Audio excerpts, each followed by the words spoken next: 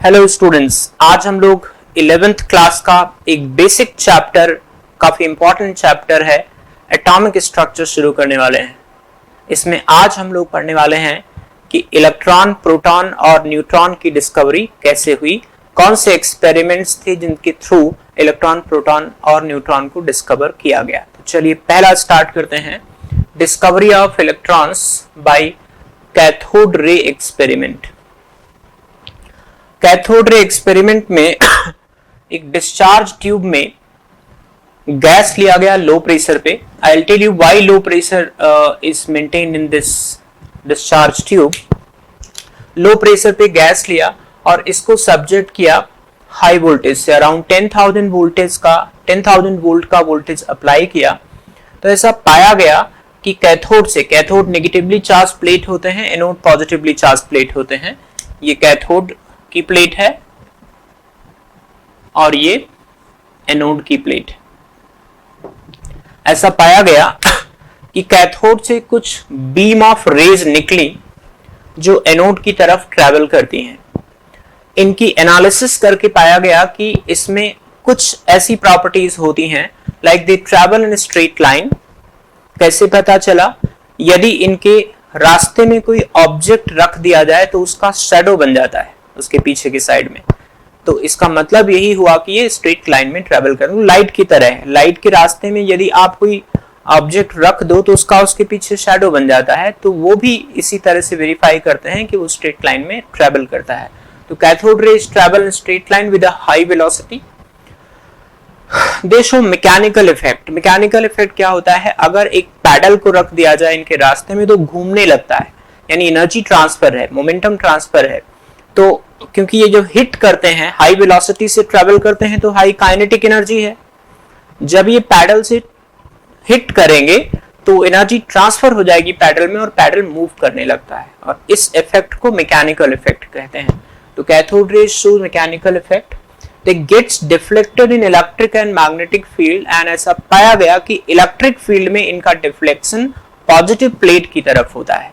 इस बात को इंडिकेट करता है कि cathode rays are made up of negatively charged particles, right.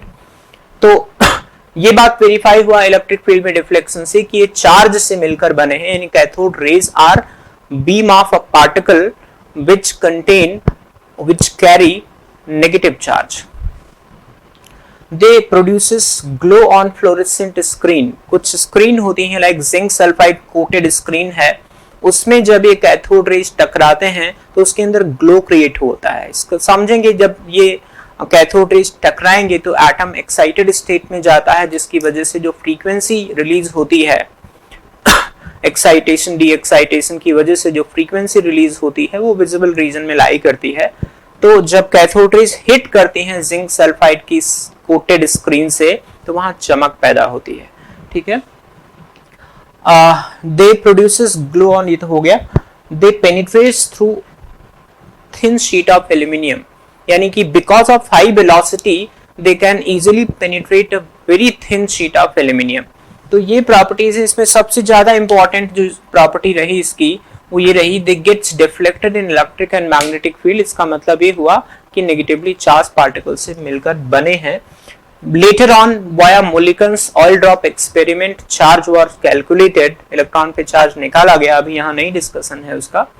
तो लेकिन इसका charge upon mass ratio, cathode rays का चार्ज अपॉन मास रेशियो, जिसे हम लोग स्पेसिफिक चार्ज कहते हैं, तो specific charge was found to be 1.76 into 10⁻11 coulomb per KG, and कहते हैं कि इट इज इंडिपेंडेंट ऑफ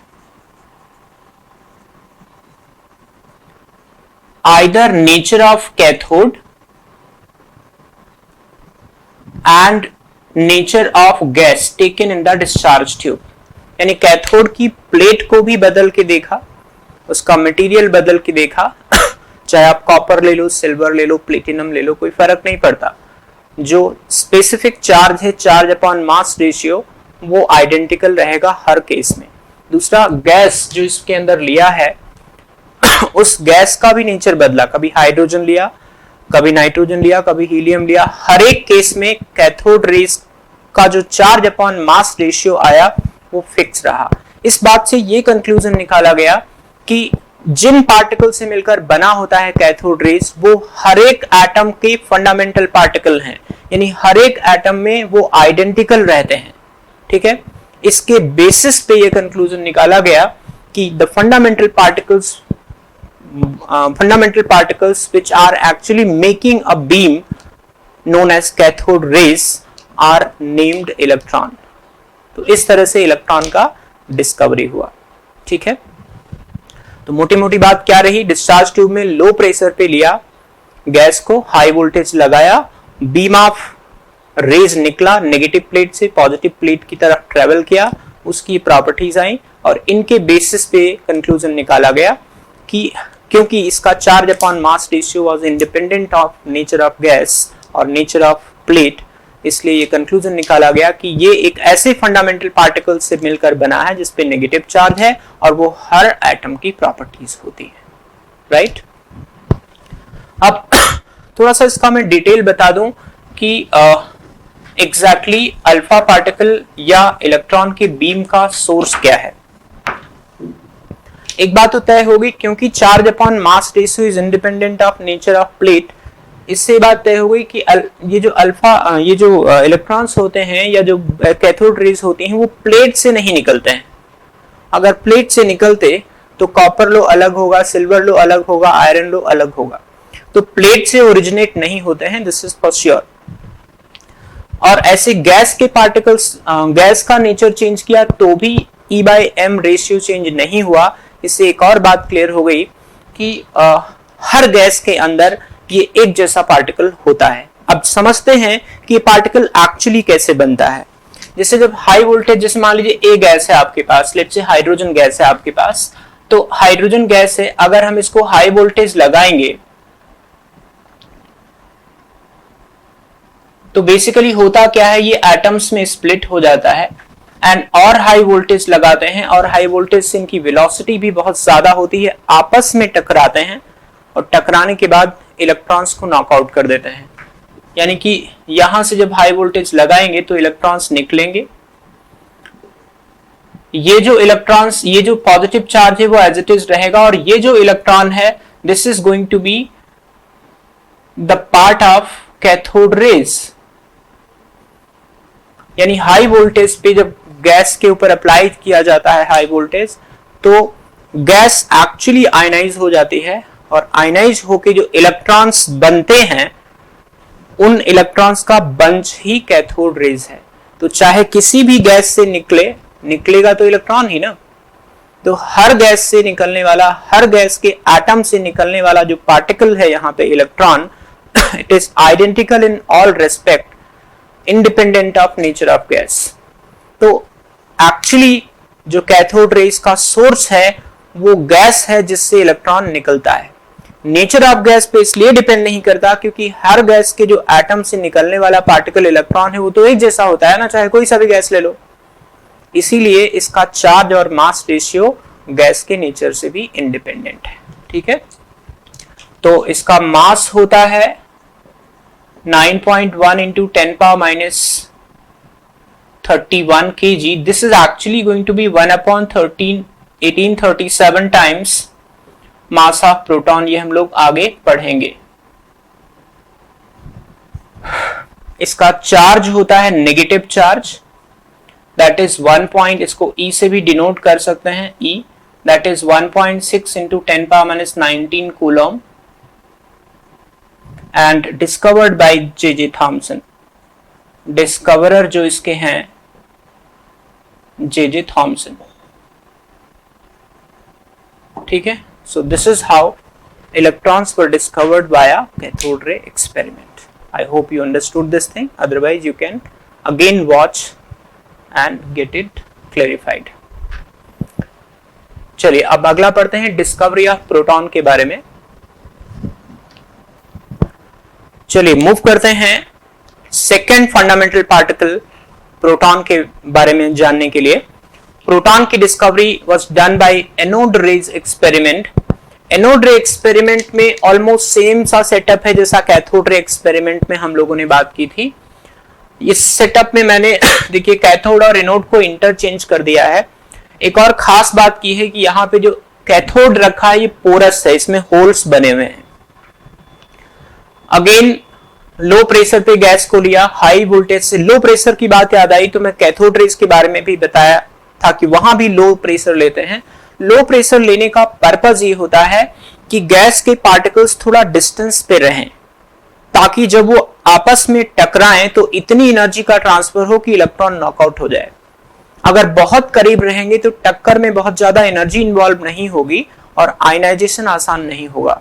तो to ensure a significant distance between two gas particles, low pressure is maintained। क्योंकि अगर हाई प्रेशर लिए तो मॉलिक्यूल्स बहुत पास आ जाएंगे गैस के और टक्कर से फिर उनका एनर्जी ट्रांसफर इतना नहीं होगा।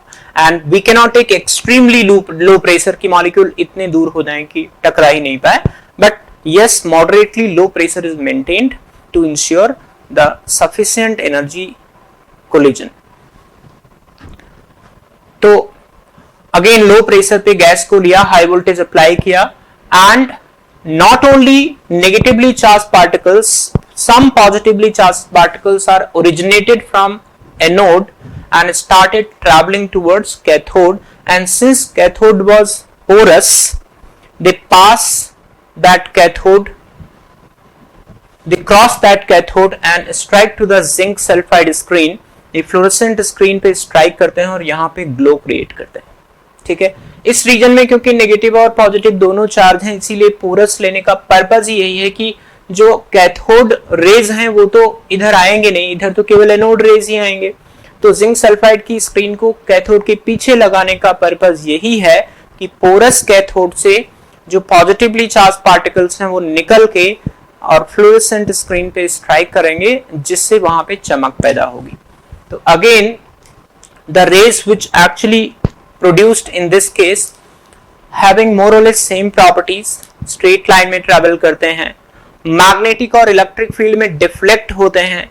इस बार जो इलेक्ट्रिक फील्ड में डिफ्लेक्शन है वो नेगेटिव प्लेट की तरफ है, और नेगेटिव प्लेट की तरफ होने से ये कंक्लूड किया गया कि anode rays sometime they also called as canal rays, क्योंकि कैनॉल से निकलते हैं, होल से निकल के बाहर आते हैं।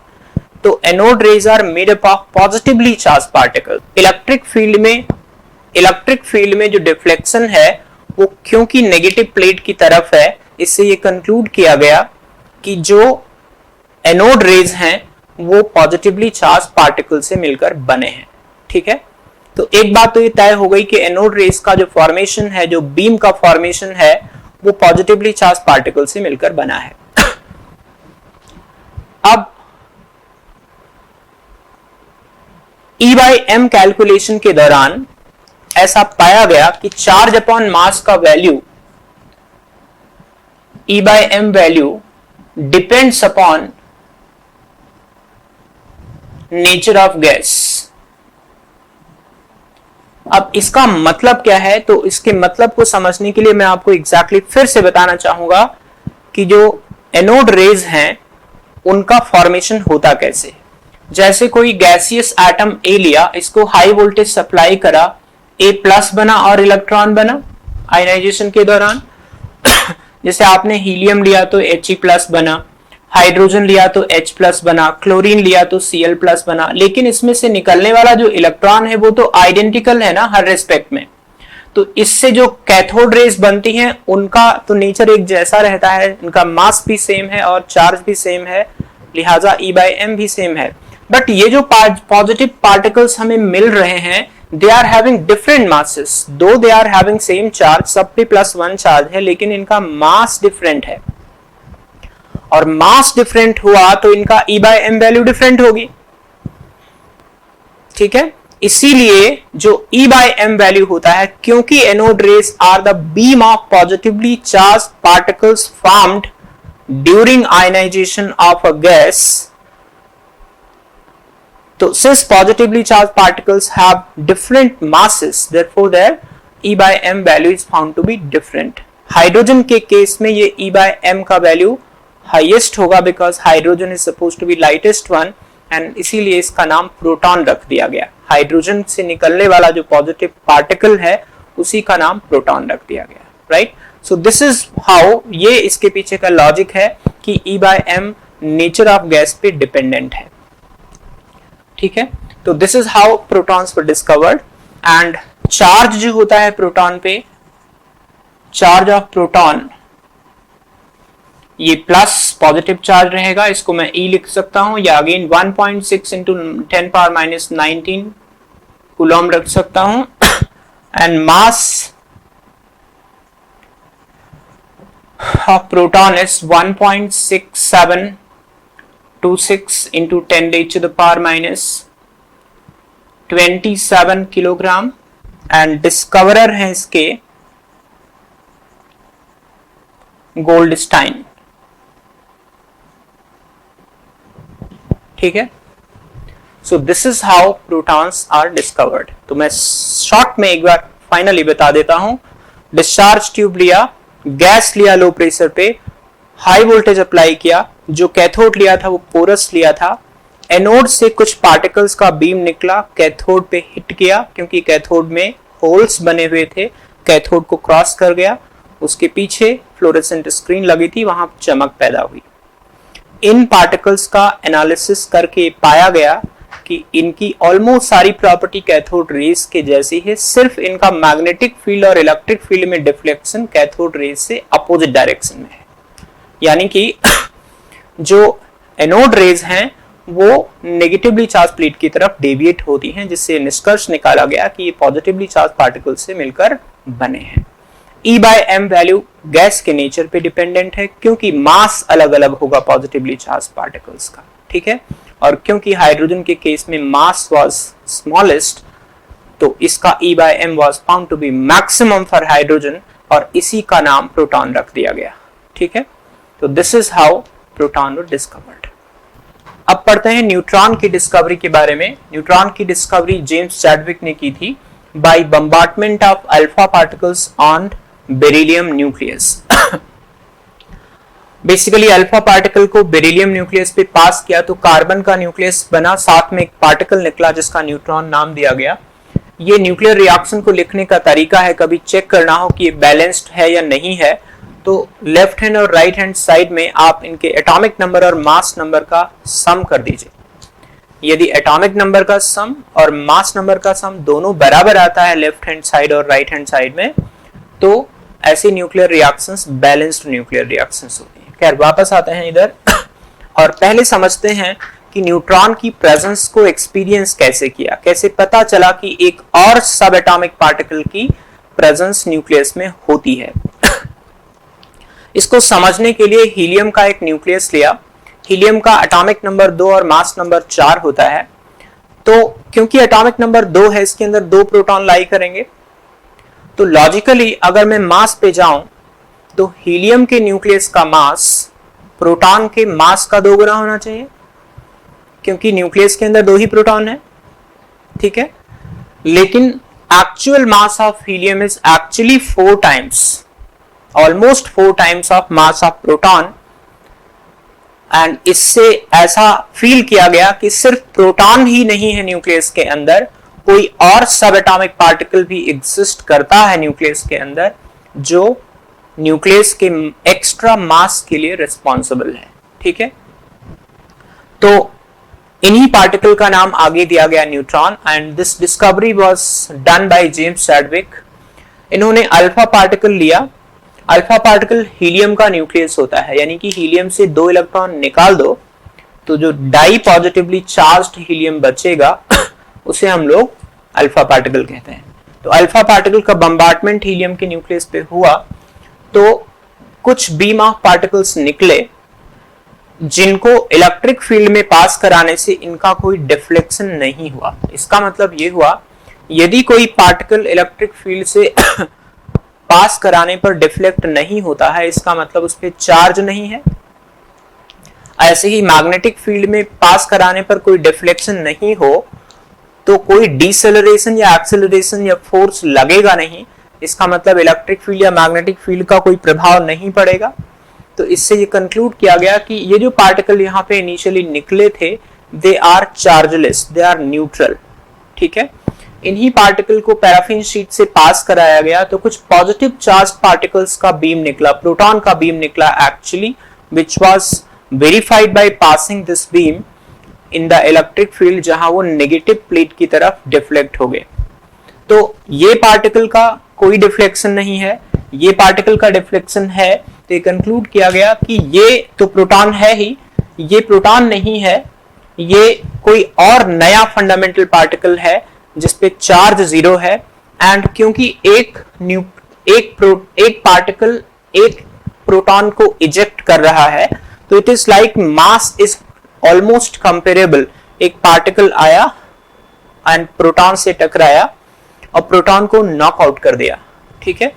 तो this was verified by the mass of nucleus of helium and mass of proton also, क्योंकि 4 गुना है न्यूक्लियस का, हीलियम के न्यूक्लियस का मास प्रोटॉन का 4 गुना है, इसलिए जो 2 एक्स्ट्रा प्रोटॉन के इक्विवेलेंट मास हुआ which is equal to mass of 2 neutrons. तो यहां से ये कंक्लूड किया गया कि न्यूक्लियस के अंदर ना सिर्फ प्रोटॉन होते हैं, कुछ और फंडामेंटल पार्टिकल भी होते हैं, फिलहाल इन्हें न्यूट्रॉन नाम दिया गया। इसका चार्ज 0, इसका mass almost equal to mass of proton, and this was discovered by James Chadwick, जो मैंने आपको पहले ही बता दिया, राइट। तो this is how neutrons are discovered, right. इसके साथ ही आज की क्लास खत्म करते हैं। नेक्स्ट क्लास में we will start Rutherford's alpha scattering experiment, ठीक है। Thanks for watching.